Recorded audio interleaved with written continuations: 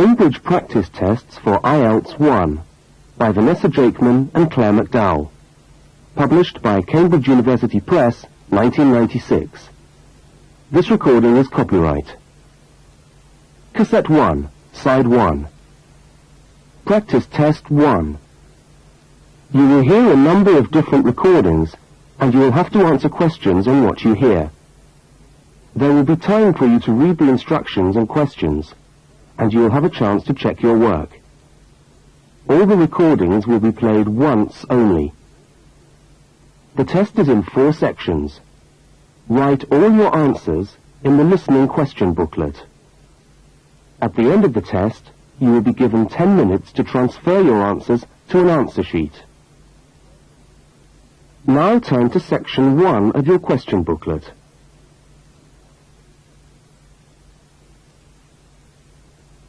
Section 1.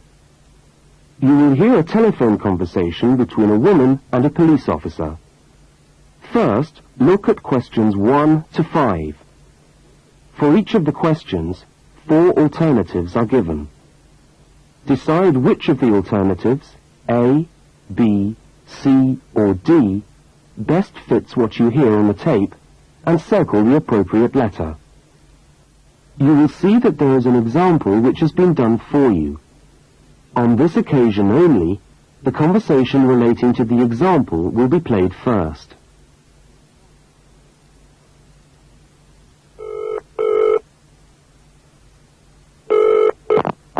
Good evening, City Police Station. Can I help you? Oh, hello. I'd like to report a stolen briefcase, please. Just a minute and I'll put you through. The woman says she wants to report a stolen briefcase, so A has been circled. Now we shall begin. You should answer the questions as you listen, because you will not hear the recording a second time. Now listen carefully to the first part of the conversation, and answer questions 1 to 5.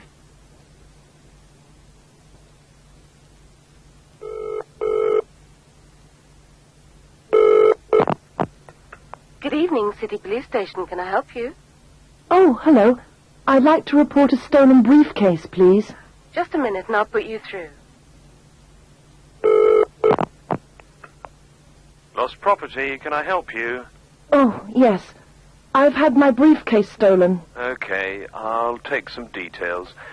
Tell me what it looks like, first of all. Well, it's a soft leather one, you know, not a heavy box type like a man's. And how does it close? It's got buckles at the front, 2 of them. They're gold-plated ones. Fine. Was it locked? No, I'm afraid not. Never mind. Any distinguishing features? Pardon? Any marks or badges on it that make it stand out? Only the brand name. And where's that? It's on the back. At the bottom, in the left-hand corner. It's saggy. Oh, and there's a scratch. It's quite bad, but small, directly above the brand name. I did it recently, putting it on my bike. I've got that. So, what did you have inside the briefcase? Well, all my papers from college. It's so frustrating, but thank goodness for computers. I haven't lost them completely. Yes, you're lucky. I had my wallet in my pocket, so I didn't lose that. But there were also my pens, which I got for my birthday, and a novel I was planning to read on the train. Right. Where exactly did you lose the briefcase? Well, I couldn't believe it. I was standing on the platform. It was right next to me. You were holding it? I'd just put it down on the floor, but I could almost feel it beside me. I was watching for my train because sometimes it comes early, and then next time I looked, my briefcase wasn't there. And what time was this? It must have been about 5:20. No, a bit later. I'd say 5:30, because it was just getting crowded, and the train normally comes at about 25 to 6. Before they continue their conversation, look at questions 6 to 10. As you listen to the rest of the conversation, complete the form by filling in the numbered spaces 6 to 10. Right. If you'll just give me some personal details. Yes. What name is it? I'm Mary Prescott. Can you spell that? Yes, it's Prescott.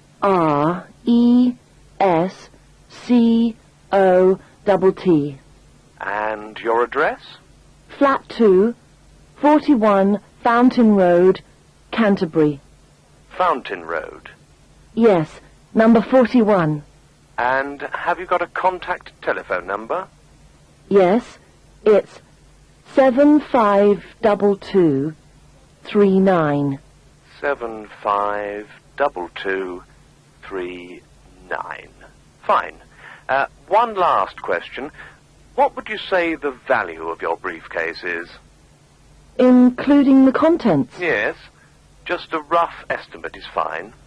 I'm not sure.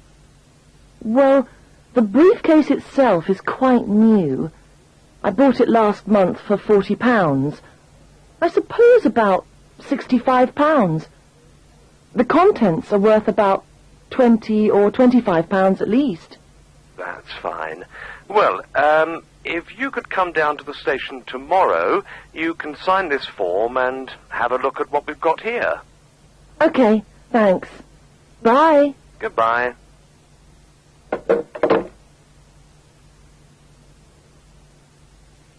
That is the end of section 1. You now have half a minute to check your answers. Now turn to section 2.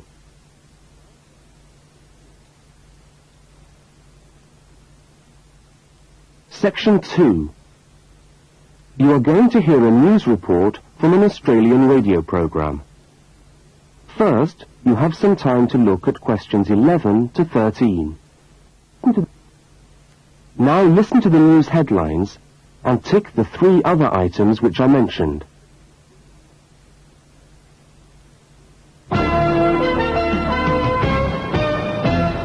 This is the 6 o'clock news for Tuesday, the 25th of November. And first, the headlines.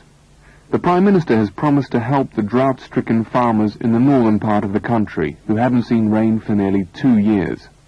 And in Sydney, a group of school children are successfully rescued from a plane which landed in the sea shortly after takeoff.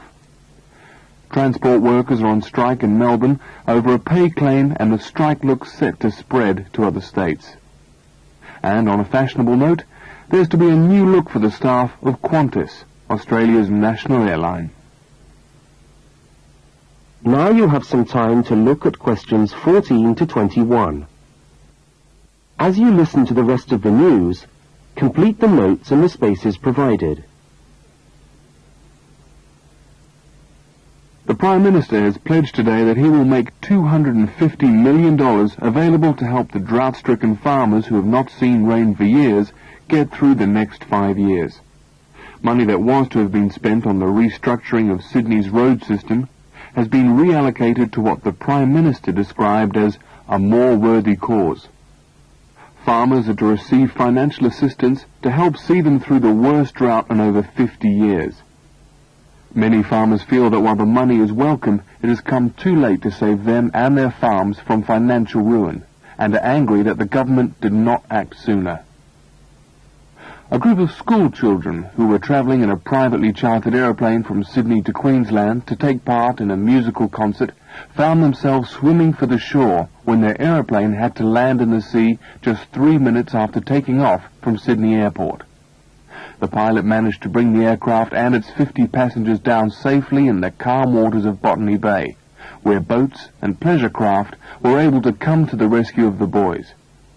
The fact that it was a weekend meant that there were hundreds of boats in the bay enjoying the good weather, and this undoubtedly helped the rescue operation.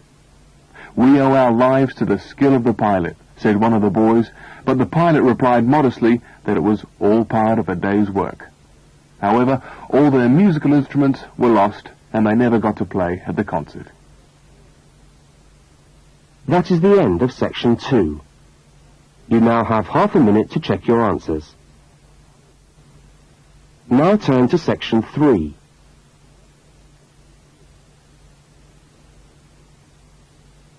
Section 3. In this section, you will hear a conversation between a university student and a university lecturer. Look at questions 22 to 25. For each of the questions, 4 alternatives are given. Decide which of the alternatives best fits what you hear on the tape and circle the appropriate letter.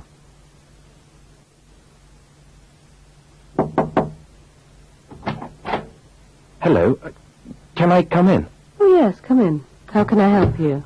I was looking for the economics office. I've been all over the arts faculty building looking for it, but I could only find the School of Accounting and Economic History. Is this the right place? Yes, this is the School of Economics. Oh, good.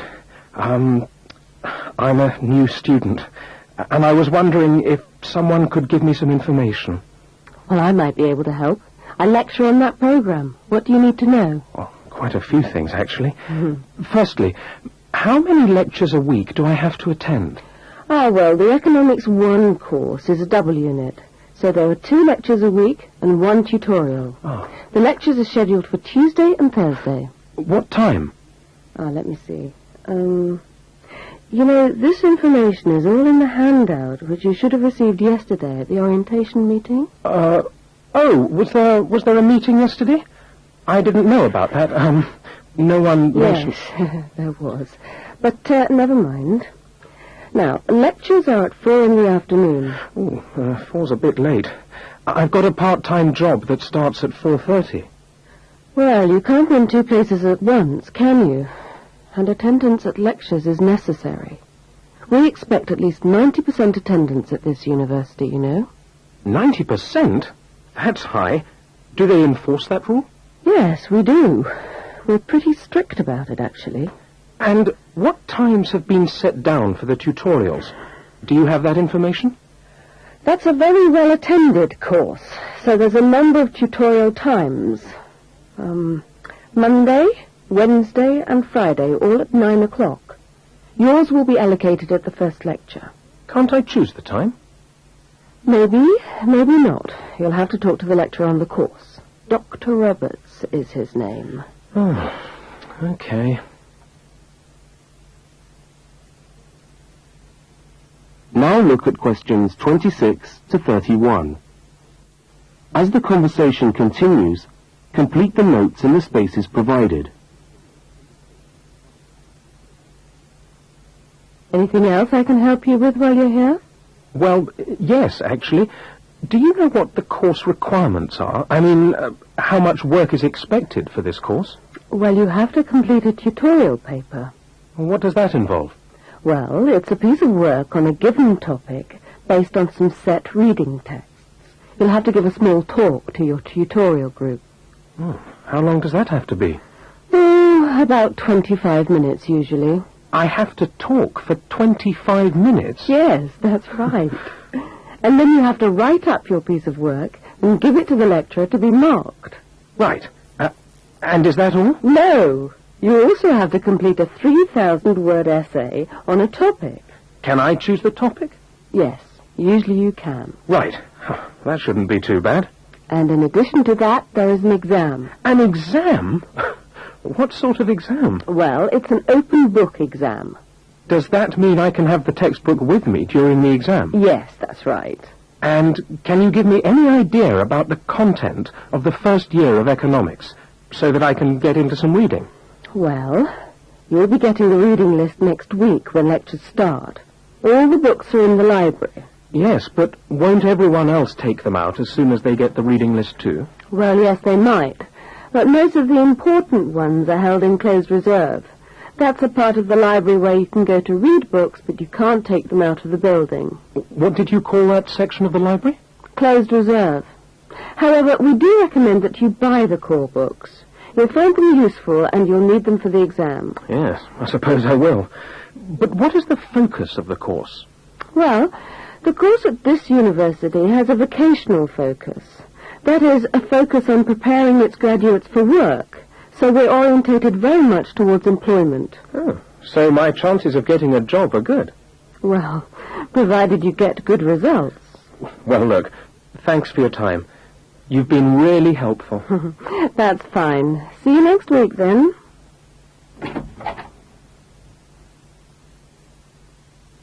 That is the end of section 3. You now have half a minute to check your answers. Now turn to section 4. Section 4. You will hear a talk given by a university lecturer about the structure of the university. First, look at questions 32 to 36. Now listen and answer questions 32 to 36.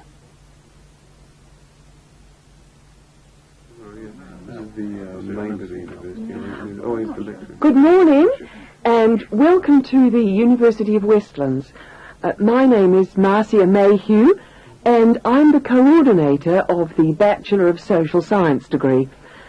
This morning I'd like to tell you about the structure of the university and about some of the requirements of the degree that you're about to enter. The Bachelor of Social Science is in one faculty within the university.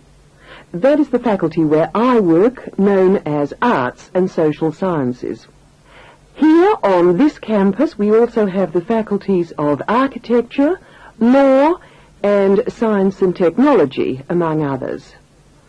It's important to know something about the structure of the faculty because as you go through your course you may need to call on members of the staff to help you. At the top of the faculty we have a dean, and below the dean we have 3 divisions. Each division has a divisional head, and your degree is located in the Division of Social Sciences. Within each of the divisions there are the departments, and each of these offers the different degrees. For instance, 2 of the departments which offer the major subjects for your award are Sociology and Psychology. Each has a departmental head, but for practical purposes, the people you are going to see the most of are myself as coordinator of the Social Sciences degree, and the actual lecturers who are teaching the subjects that you are taking. For instance, in the first semester, you'll be doing 4 subjects: psychology, sociology, history, and economics. If you have any problems or difficulties, not that I'm anticipating you will, but you never know, then you should go and see your lecturers. For instance, you may find that you can't meet a deadline for an essay, or perhaps you're having problems with attendance. These seem to be the 2 most common problems that students face. As you listen to the rest of the talk, answer the questions 37 to 41. If your lecturers are unavailable, you can always come and see me in my office. I'm available on Wednesday and Thursday mornings and on Friday afternoons. Outside these hours, perhaps you could ring the secretary and make an appointment. Now, you'll note that all of the subjects which you undertake in the first year are composed of lectures and tutorials. A lecture is about an hour long, and a tutorial usually runs for about 2 hours. A lecture is rather like what I'm doing now, where one person will talk to all of you together on a subject. Now, we do ask you to try to attend the lectures. A tutorial is perhaps where most of the learning occurs at a university. You will be divided into groups of between 12 and 15 students, and each week one of you will have to present a piece of work to the group as a whole, and then the group will discuss what you've said. It's this discussion, this exchange of ideas, which really constitutes the basis of university learning, in my view. Listening to lectures in many ways is just giving you information that you could access for yourself in the library. But the discussion at the tutorial is very important. This doesn't mean that you shouldn't go to the lectures, though. Other factors to be particularly concerned about are the structure of essays and delivery of written material. And in particular, I would like to mention the question of plagiarism. Plagiarism is taking other people's work without acknowledging it. That is, without saying where it comes from. Now, of course, all essays are based on research done by other people, but you must remember to attribute the work to the original writer. And while it's a good idea to work with other people, don't hand in work which is exactly the same as your friend's work, because we will notice. If you don't acknowledge the source of your information, then you run the risk of failing the subject, or in very serious cases, you might be denied entry to the university. Last but not least, stay in touch with us. If things are getting you down, don't go and hide. Come and talk to us about it. That's what we're here for. Right. Thank you very much for coming along today.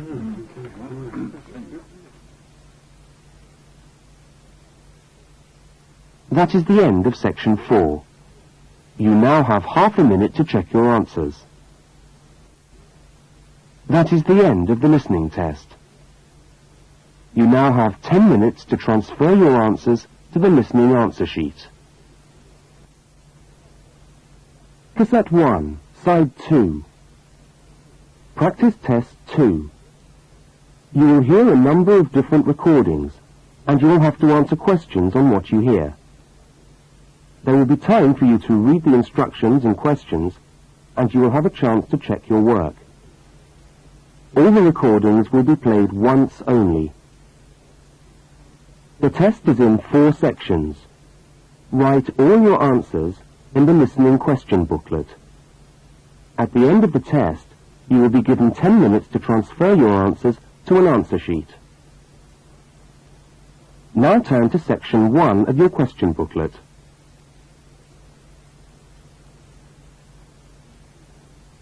Section 1.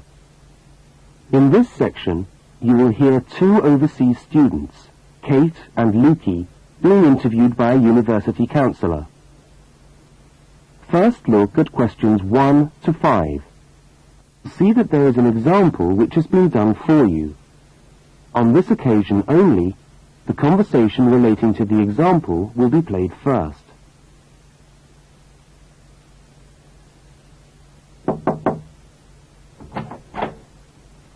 Hi there, Kate. Come on in. How are you today? Fine, thanks. Hi, Lukey. How's things? Okay. Well, as I explained on the phone, I'm a counsellor here at the Student Services section of the university. And I'm interviewing overseas students to help me draw up a guide for new students.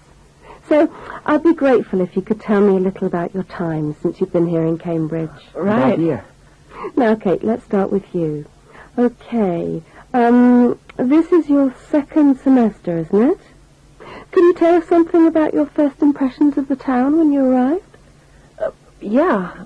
Well, first of all, I was struck by how quiet it is here in the evening. Kate's first impression of the town is that it is quiet in the evening. So, quiet is the answer. Now we shall begin.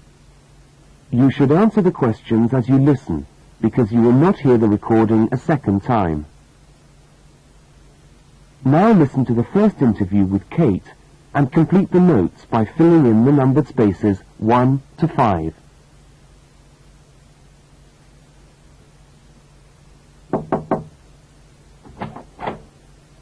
Hi there, Kate. Come on in. How are you today? Fine, thanks. Hi, Lukey. How's things? Okay. Well, as I explained on the phone, I'm a counsellor here at the Student Services section of the university. And I'm interviewing overseas students to help me draw up a guide for new students. So I'd be grateful if you could tell me a little about your time since you've been here in Cambridge. Right. Good idea. Now, Kate, let's start with you. Okay. This is your 2nd semester, isn't it? Can you tell us something about your first impressions of the town when you arrived? Yeah. Well, first of all, I was struck by how quiet it is here in the evening. Yeah, I suppose Cambridge is a quiet place. Where did you live when you first arrived? Well, I went straight into student accommodation. It was a kind of student hostel. Ah, right. So you didn't have to worry about doing your own cooking or anything like that? No, but sometimes I wished I had. The food at the hostel was awful. Oh, dear. But how were the other students? To be honest, I haven't managed to make many friends, even though the place is full. People seem to keep to themselves. They're not really very friendly. Oh, I'm sorry to hear that. Well, what about the actual course? You're studying, I'm doing a master's by coursework in environmental studies. Oh, right. And how are you finding that? Yeah, well, it's been pretty good, really. I've enjoyed the course, but I feel there hasn't been enough contact with the lecturers. Oh. They all seem to be incredibly busy. The only chance I've really had to talk to them was on a field trip. Well, that's no good. Mm-mm. Could anything be done to improve the course, in your opinion? Well, I think it would be helpful to have meetings with lecturers on the course. Say, once a fortnight. Something like that. Regular meetings? Uh-huh. Yes, that could certainly help. Now, Kate, we'll come back to you in a minute, but I'd just like to ask Lukey some questions. Before they continue the interview, look at questions 6 to 10. As you listen to the rest of the interview, complete the notes. Lukey, where are you from? I am from Indonesia. And how did you find Cambridge when you first arrived? Well, I like it here. I think the city is very beautiful. What about your accommodation? Was that okay? Yes, okay. At first, I stayed with a family for 3 months. They were very kind to me, but they had 3 young children, and I found it difficult to study. Right, I see. So after 3 months, I moved out, and now I live with 2 other students in a student house. It's much cheaper, and we like it there. Good. And, what about your studies? What are you studying? I'm doing a bachelor